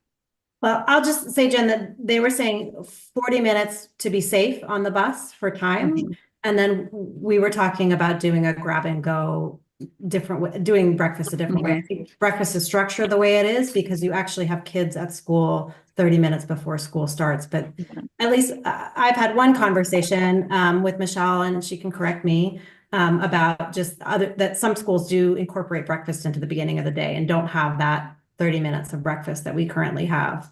Well, okay. And I know we're going to grab and go this year, so. Okay. I know that Avelia talked about wanting to hear from the teachers. I just want to go back to Michelle first and kind of get the whole picture on the table and then open it up again. And Lisa and Ariel, you don't have to weigh in on it if you don't want to, but you're welcome to. So Michelle, please, let's hear, I know you had a meeting as well. I'd like to hear your perspective and also just kind of structurally on how this kind of thing would be rolled out. Yeah, so Jen and I did go meet with Lisa. It was good for me just to understand how it all works, the busing all works. As a charter school, we are very, very, very fortunate that you have bus service because we are not required to offer bus service as a charter school. That is a different thing. I was quoted at 622 a mile, but I think our numbers are about the same, Marie. So it would be $12,000 basically to add that. What I understood from Lisa is that'd be great, but she doesn't have she has all the buses covered right now. Like adding a route would be really hard for her to do, but she thought she could do it. I also want to be super clear, this cannot happen this school year. Like it has to, it be something that we have to like look at for next year. What I would really like to see us do is have a more parent input into this, teacher input into this. I also think like I've had several teachers and parents just talk about the 4-day school week. Like explore all those different options. I will say in Corbett, they also have a long bus route, and kids that actually live in district often get on a bus at 6:15 in the morning. That is just, it's a demographics thing, like, or I guess a geographic thing where you live in there. I also kind of worried, I mean, to me, an 8 o'clock is the perfect start time. If we could figure out how to make that happen, that would be the best of all worlds. I do think that I also worry just about the fact that if we ended the day at 3:40, which I'm certainly used to doing, but when you're working with a school district that ends at 2:15 and the athletic portion of that, that would be kind of a tough, that would be tough because if we are trying to increase our middle school, that's a very big draw for middle schoolers, is that they can participate in sports, some of the middle schoolers. But I think that's not something we couldn't get around. If we had a middle school team that just operated at on our fields or in our gym or something like that. I mean, I think that's something we can kind of work around. She did mention about the bus route, and we do only do the one. She told us that they were getting, I'm a little concerned because she told us that it was a 6:20 departure. And so if they're leaving at 6:15, that's 5 minutes, that 5 minutes seems to be a lot. I would like to just confirm that with her and maybe let her know that 6:20 seems more reasonable than just that 5 minutes. And I don't want people, running to catch a bus for that. But I don't know. I think that just maybe we can try some surveys, we can try some focus groups, and then maybe have a committee here is like, what are we looking at? We're trying to look at different start times, what's working, what's not working, strengths and weaknesses. Do you stay with the 5-day week and the shorter day, or do you go to a 4-day week? What is, because I also think as a parent, getting out at 2:50, like having a kid get out at 2:15, that's really tough too, because you're working. They were really, we're really kind of hoping we adopt that half-day schedule on Wednesdays. I told them no, that we were not willing to do that. I just think that that's loss of intellectual time. So, Jen, do you remember everything else doing? No, I think that was pretty much it. Yeah, you covered it. Yeah, I mean, I think like it just seems unfortunate that it's either before or after Right. they have and they should, I mean, it's their school district, it's their bus drivers, they do have the sweet spot for the time. It is unfortunate that it can't be when, and is there a way that they could at some point could get a bus driver that could do something different in the morning? I don't know. So she didn't seem very positive about that when we met. Yeah. She just said, yeah, it's I just know it is, getting bus drivers is really hard. Yeah. And I mean, do they have, I'm trying to remember if they had enough buses as well. I don't remember that. So Yeah. Go ahead, Julia. I think Marie had her hand up too for a minute. Did you want to go, Marie? Oh, you go ahead.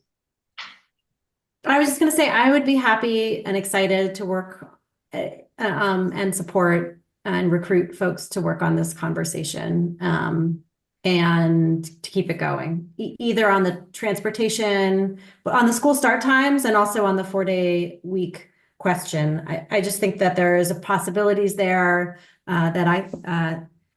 that may be appealing. I would love to work with folks to get a more input than we have. We did one initial survey, which I think was great, but and I realize that our teachers haven't talked to if that invitation still stands, and they should jump in if they want to. Could I say something real quick? Like, what if we're thinking big? I mean, yes, we need to do all this groundwork to see if it even works for families and if the teachers and the staff like the different start time and say it's all go. Like, what does it take to buy a bus? How much is it? Or can we buy a used one? You know what I mean? Like, just the bigger, if it's something that will work for the school and that everyone wants, I don't know, just throwing that out there. The reliable ones are very expensive. The maintenance is very expensive. The ongoing maintenance, you know, so that's something you could also explore with a transportation shop and see if they're willing to maintain it. So we don't have to have duplications of those things. You know, I think there's, you know, without taking, we could spend hours talking about this here and this, but I think these are things that as a committee, you know, we could all work that through. You know, I think we've talked about it as a board before. There are still high quality buses out there that you can buy that are used. But it's the driver and it's the maintenance of it, and those are the big costs there. Lisa or Mary Ellen, do you have anything you want to add to this?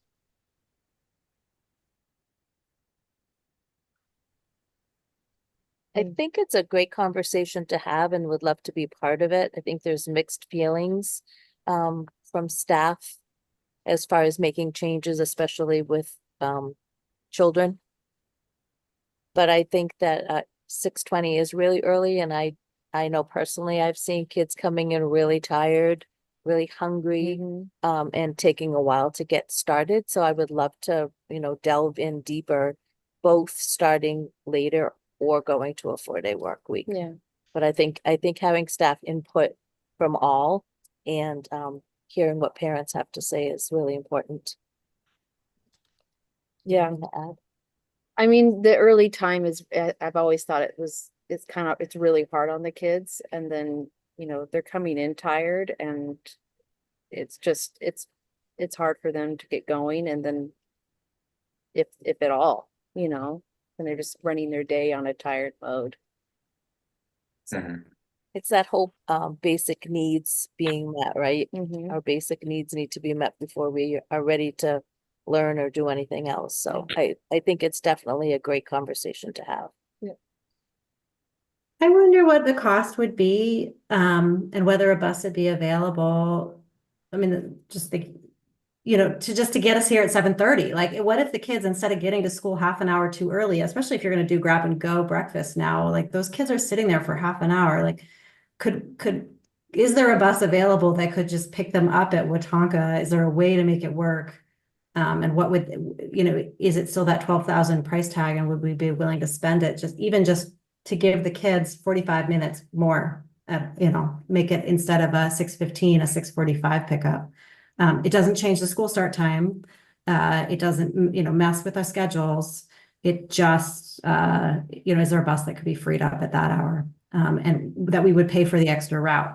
And it'd be a $12,000 cost, like our oven, you know, I don't know. It doesn't actually, you know, it shouldn't impact the school function, but just, you know, throwing it out there. Good point. Thank you. Go ahead, Marie. Yeah, I just want to, I think, you know, it's a very valuable conversation.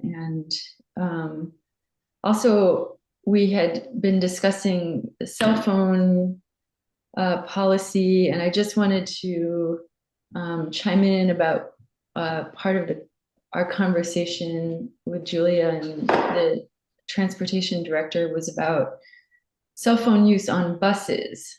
And she reflected on some incidents that had taken place with MCS students on the buses. And it appears that, you know, some negative things have been happening due to the use of cell phones. And she didn't have, you know, she said it's very difficult on a bus to manage the cell phones. And of course, the driver needs to focus on driving.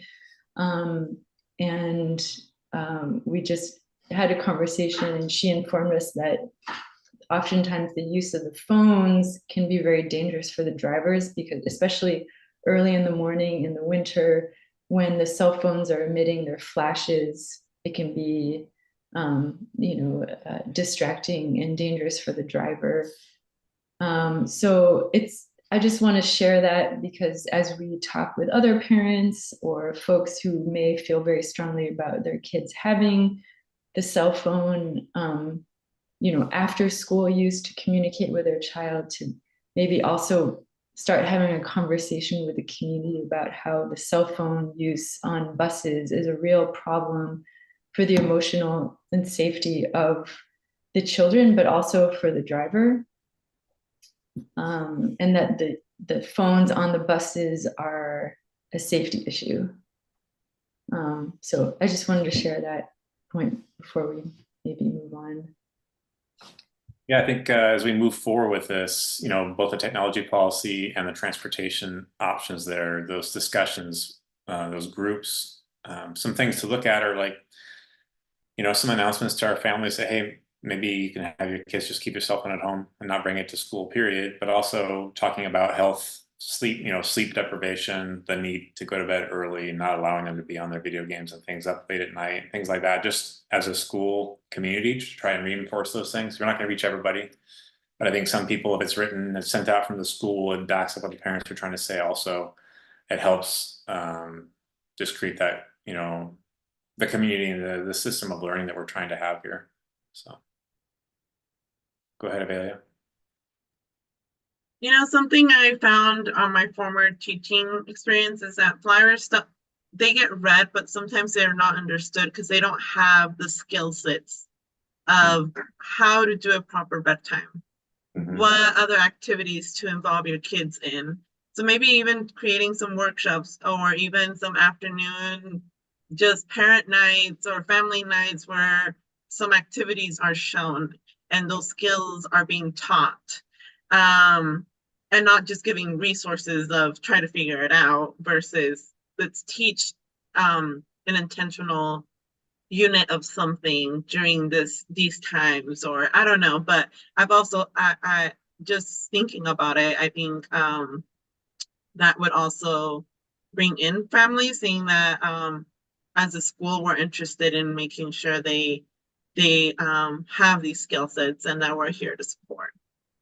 Yeah, excellent idea. Thank you. Any other questions or comments about those topics? Okay, thank you all for your input. That was great. That brings us to item number 15, which is our OSBA training that we missed. Marie, do you have a feeling on how hard it would be to reschedule and reaching out, figuring out some times that could work to get back on the schedule? Oh, I think Kristen's always been amenable and happy to work with us. So I'm happy to reach out to her if anybody has any thoughts on when do we want to maybe try for October? I know that her schedule does get quite busy, so I could ask her about September, but I have a feeling at this point she's probably booked out for September, so I could look into October or whatever folks. Yeah, I'm fine with October, and maybe just running it the same way you did last time, where you sent out some dates and people were able to weigh in on what worked, and we got the majority in on some of them. Go ahead, Avelia, you got your hand up. I was just going to ask if it could be maybe the first week of October after the 18th. It's just a personal request, just because I will be out and my children will be missing school during that period as well. So you're saying after October 18th? Okay. Okay, we don't have to find the times now, but like we get a general guideline, we can all start working on it after. Any other discussion, questions, or comments about OSBA training? Oh, I just want to thank Tiffany on the subject of training for attending the school funding meeting, OSBA webinar last night and sending out that informative email. That's awesome. Thank you. Oh, yeah, I was really glad. It was very eye-opening. The whole thing really, I took tons of notes. Those links were really awesome that they provided like at the end, but really the biggest takeaway was that the CSL that the legislature awards always falls at least 20% short of the QEN that is asked for.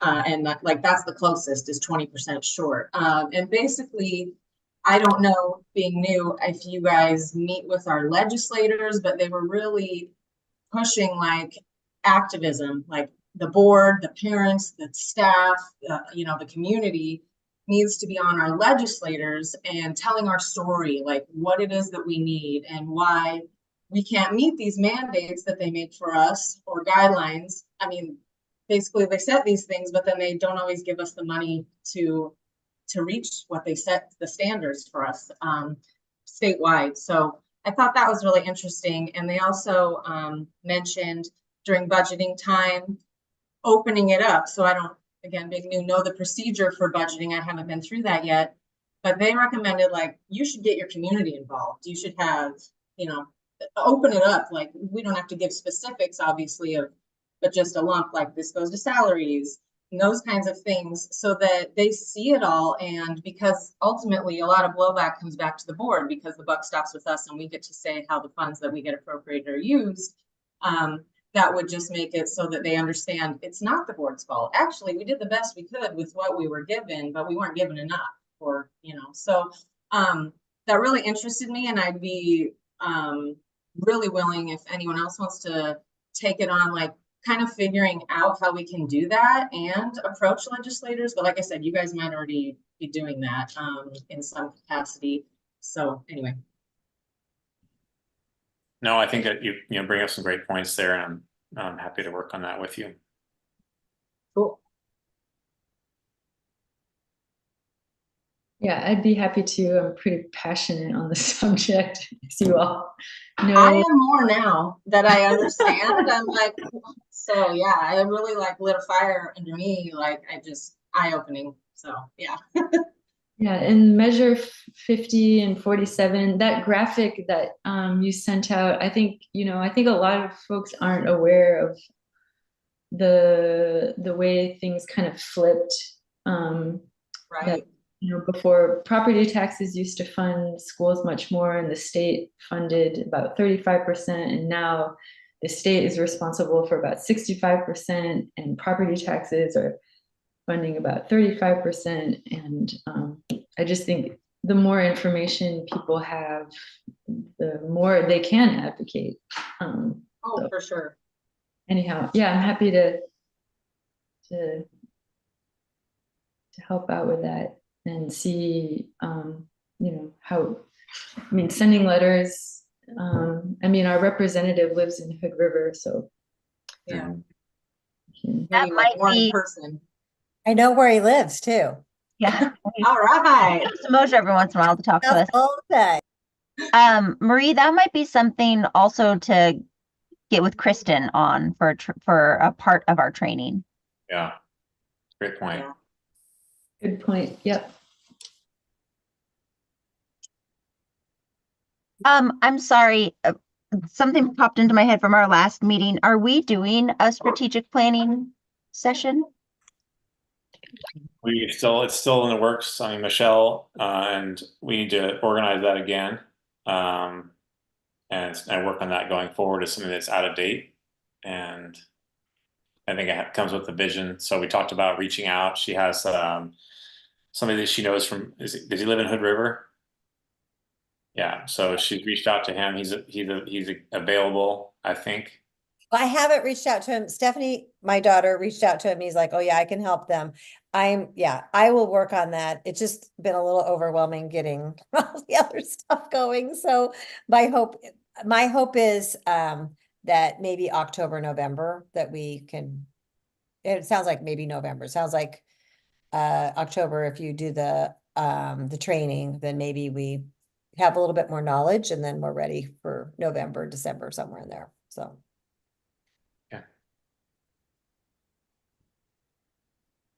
Any other questions or comments before we move on? Okay, that brings us to item number 16, committee reports and our fundraising committee headed up by McKenna. Hi. Yeah, so we had our Tigers Den meeting last week and started talking about some of our big initiatives for the year.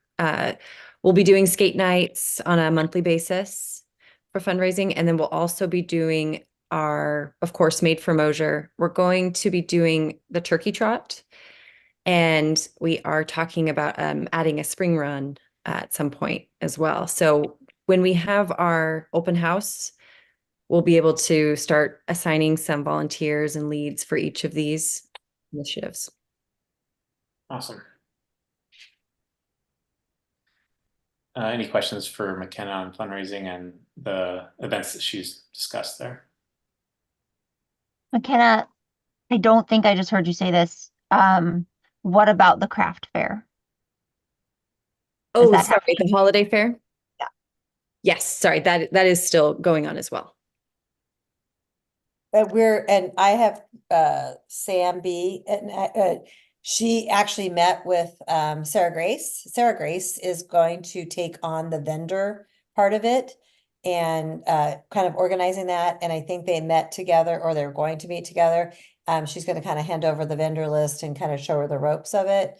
Very helpful and getting that part of it. And then we just kind of decided between the Tiger Den and Made for Mosier, getting some volunteers, getting the food together, that we could kind of not pay someone the $2,500 and have it go and hope for the best, I guess, and see. But we definitely, it seems like that is a long held tradition in Mosier, and so we want to continue that.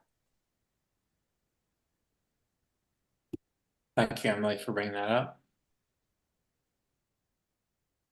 That brings us to item number 17, which is committee assignments. This is on our yearly calendar, so I put it on the schedule here. If we have any committees that we need to update, and also McKenna, if it gives you the opening to get off the fundraising committee if you want to, or continue doing it, discuss those things as an open line item to just discuss committees that we've had in the past. Go ahead, Julia. Oh, I didn't want to cut you short, but I did want to express my interest in a school schedule committee and my willingness to serve on it. Okay, and so we have two different kinds of committees. We've got board run committees and we have administrative ED run committees. So if it's a board run committee, it'll need to be minuted, noticed like a regular meeting like we have now. If it's an ED committee, then it's handled through the ED's purview. So it just depends on how you want to run it. So if you want to have it as a board committee, then it needs to be run as a regular meeting. And then Dan, correct me if I'm wrong, but if it is an administrative committee, we need to make sure not to have a quorum. Yes. I'm fine running it as an ED committee, if that's okay with Michelle. Okay. Yes, yes. Any other discussion on committee assignments or changes? McKenna, how are you feeling about the fundraising committee? Are you still passionate and wanting to do it? I'm happy to do it. Yeah. And I'll double down. I'm going to pass off the reins for Made for Mosier so that I can focus on bigger ticket things. Okay. All right. Any other discussion about committees? Go ahead, Tiffany. I don't know all the committees that exist.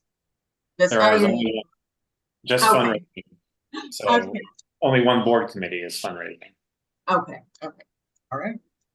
We had actually sorry, you're right. It wasn't board, but we had the playground committee. And it was Dawn, Matt, and I. And so you are a natural addition to that. So, Okay. but it wasn't,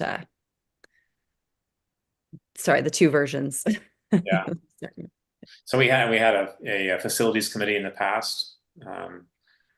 There's enough going on there, and Michelle has a handle on that with Dawn as our facilities lead. So there's the need for that to be a board run committee is no longer there. That playground committee was not board run. No. And So now if I were to be on it and you, we're still okay because no other board members are Correct. cool. All right, any go to the order, anything else anyone wants to add? Okay, we had 17 items and it's 7:45, so we're not doing too bad. Good job tonight. Thank you everyone for your involvement, and we'll see you at the next meeting. Bye, folks. See you at the community event next week. Yeah.